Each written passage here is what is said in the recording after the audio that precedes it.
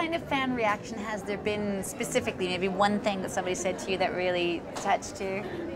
I think for me, definitely, you know, when young women come up to me and say, I find your character so inspiring. You know, she's a strong woman, and I want to be like that. To me, that's the whole reason why I took on a role like this, and to have a woman on TV who's giving that kind of example is one of the most amazing things that as an actor you can do. That's why you do this job. Absolutely.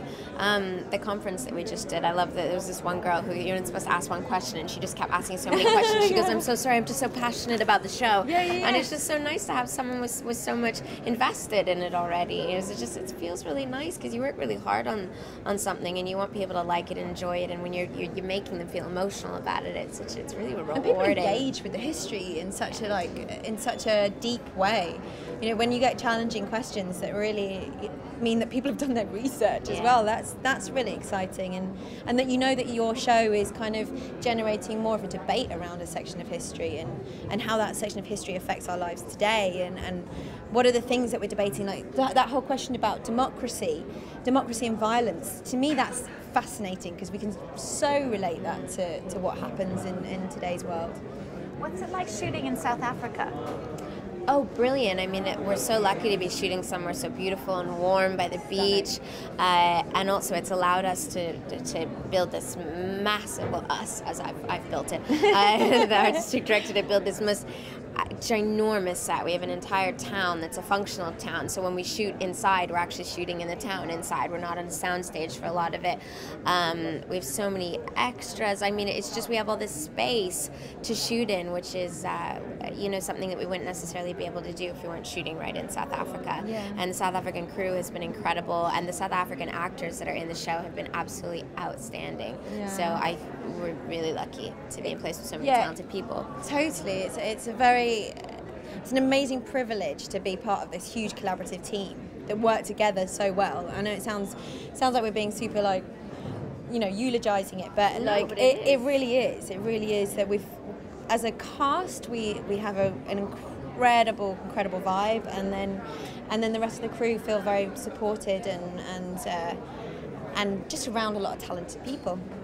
Have there been any mishaps on the sets? People falling off the boat not on purpose? Anything? Some sword getting caught in your costume? I think that I mean, a lot of swords are getting caught all the time, tripping and falling in the middle of scenes. There's all sorts of occupational hazards. Exactly. We've all been quite ill a few times while we've been there, so running off the stage to go be sick. It was just a lot of it's never. It all looks so, you know, put together, and both of our characters are so regal, and really I'm such a clumsy person in real life. I know. The two of us are pretty klutzy. We managed to style it out as our characters. So, but we were mentioning, Jessica reminded me of the occasion where we managed to break a bed. We broke a bed. One of our first scenes we did together was the scene where we had to kiss, and you know we're nervous, but just like letting it all go, giving it our all, and then I don't know what happened, but the bed in the middle just went thud, and of course, being girls, we screamed out, and it was, you know.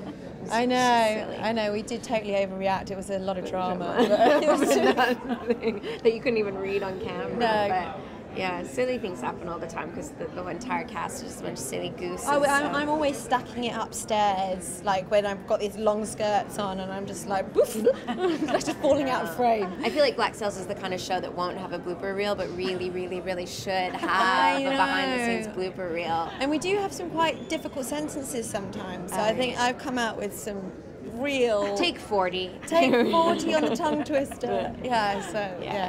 Exceptional run-on sentences that are impossible to say. Sometimes when you get through them, you're just like, yes.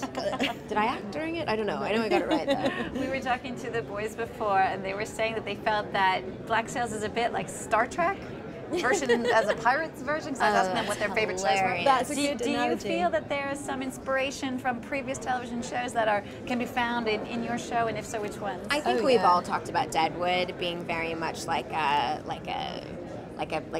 pirates on land kind of a thing. I mean, it's kind of like the Wild West on ships.